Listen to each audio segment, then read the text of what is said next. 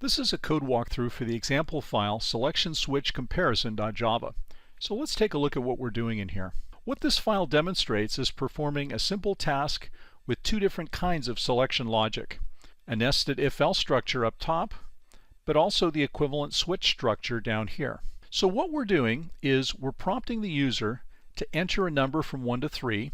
We're checking what that value is, and if it's in range, we're simply printing it out. But if it's out of range, we're printing an error message. And both the response and the error message are defined up here as string constants. Notice that again we're using our utility file utils to read a value. And then the first way we'll do it is we'll use a nested if-else. And all of our conditions here will be equalities. Is the value equal to such and such? If it is, we'll print out a message and the value. Otherwise, if the value is something else, we'll print out a message and the value. Otherwise, if the value isn't in that range, we're going to print out an error message and the value instead. So this is how we could do it easily with the if-else-if structure. But the point of this exercise is to show how we would do the equivalent operations using a switch. And so here, what we're doing is we're switching on some kind of constant value. In this case, an integer. And if the value is 1, we perform the case 1 actions. If it's 2, the case 2 actions. Case 3, the case 3 actions. If it's not cases 1, 2, or 3, we can go to this default branch and we'll print out an error message. Now before we try to run this, let's point something out. In this first case, the best case would be if the value was 1 and we got a match in the first branch. We'd simply print our result and then we'd be done with this if-else. But if the value was something other than 1 to 3, we would have to check, is it 1? No. Is the value 2? No. Is the value 3? No. Before we get down to the everything else branch. The nice thing about a switch is that we can leap directly to the branch that corresponds to our input. So we don't have to check all of these other cases. If the number isn't 1, 2, or 3, we can leap down directly to this default branch. Now, as we'll see in a bit, there are some simplifications we can do, but I've just set this up in this fashion to show the parallels with if-else-if. So now that we see what we're doing, let me adjust the viewing area a little bit here so that we have a little more room to work with. And I want to be able to see the entire if-else in the switch. And by the way, notice that switch itself is a block.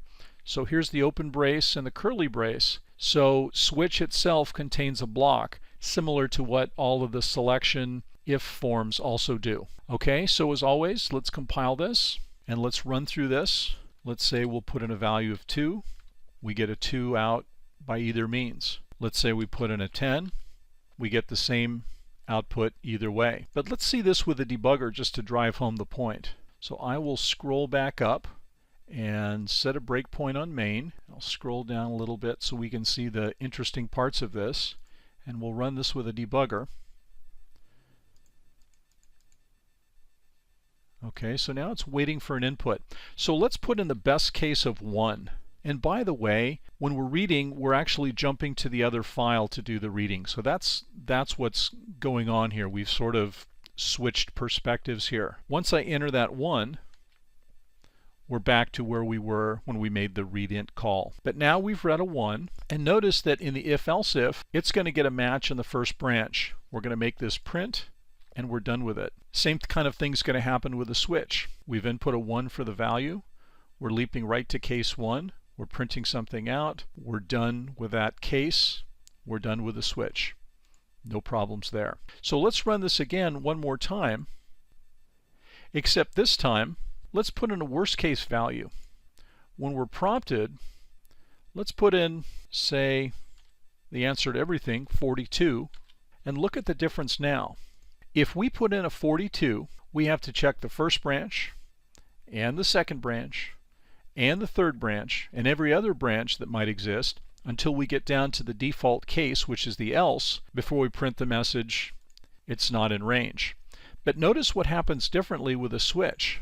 I'm going to scroll down here a little bit. We're coming into the switch with a value of 42. The next statement executed, we can leap right to the default and print out the error message.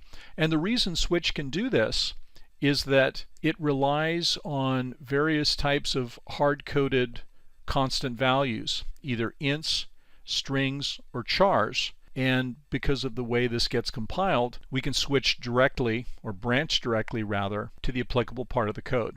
So that's what makes switch kind of nice in certain cases. However, you can only use a switch when you're switching on some constant value. You're checking against some type of constant value. We'll see this in a little bit. Okay, but this is how, as an introductory treatment, the switch statement works.